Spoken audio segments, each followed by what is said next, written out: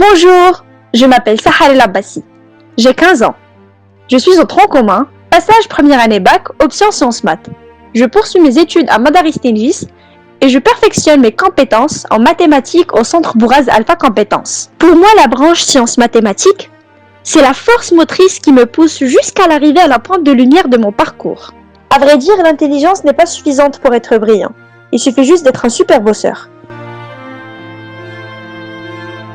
L'organisation des temps est considérable. Avec les circonstances exceptionnelles de cette année, je sacrifie cet été pour lancer un coup d'œil sur le programme suivant pour être un peu à l'avance l'année prochaine.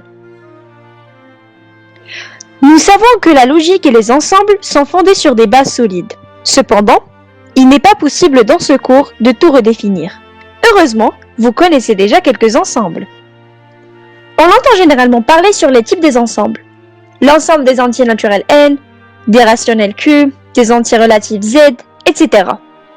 Ce qui nous amène d'abord à définir les ensembles. Nous allons dire qu'un ensemble est une collection d'éléments. Un ensemble particulier est l'ensemble vide, qui est l'ensemble ne contenant aucun élément. On note x appartient à E si x est un élément de E. Si x n'est pas un élément de E, on note x n'appartient pas à E. Une deuxième façon de définir les ensembles est de demander aux éléments de vérifier une certaine propriété. Voici quelques exemples. Reprenons à la base le vocabulaire sur les ensembles. D'abord, on dit que E inclut F si tout élément de E est aussi élément de F. On dit aussi que E est un sous-ensemble de F ou E est une partie de F. Les deux ensembles E et F sont égaux si E inclut F et F inclut E. On notera P de E, ensemble des parties de E.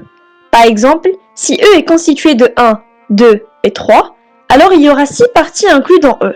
Le singleton 1, le singleton 2, le singleton 3, les paires 1, 2, 1, 3, 2, 3, sans oublier l'ensemble vide qui est inclus dans tout élément, ni E qui est inclus dans lui-même. Continuons notre leçon avec le complémentaire. Si A inclut E, le complémentaire de A dans E est l'ensemble des éléments de X qui n'appartient pas à A. Et voici une illustration dont la partie rose est le complémentaire de A dans E. Si on a A et B deux parties d'un ensemble E, alors A union B est l'ensemble des éléments X de E appartenant à A ou à B. A inter B est l'ensemble des éléments de X appartenant à A et à B. Voici quelques règles de calcul avec les ensembles. Tout d'abord, A inter B inter C est égal à 1 inter B inter C. La même chose pour l'union. A union B union C est égal à A union B union C. Donc, on peut les écrire sans parenthèse. Le complémentaire du complémentaire de A est égal à A lui-même. A inclut B si et seulement si le complémentaire de B inclut le complémentaire de A. Enfin, voyons comment s'effectue l'épreuve. Nous allons montrer que A inter B union C est égal à A inter B union A inter C. X appartient à A inter B union C. Si et seulement si, X appartient à A et X appartient à B union C. Donc si et seulement si, X appartient à A et X appartient à B ou X appartient à C. Alors si et seulement si, X appartient à A et X appartient à B ou X appartient à A et X appartient à C. Ce qui est aussi équivalent à X appartient à A inter B ou X appartient à A inter C. Ce qui est encore équivalent à X appartient à A inter B union A inter C. La notion des ensembles a reconstruit toutes les mathématiques.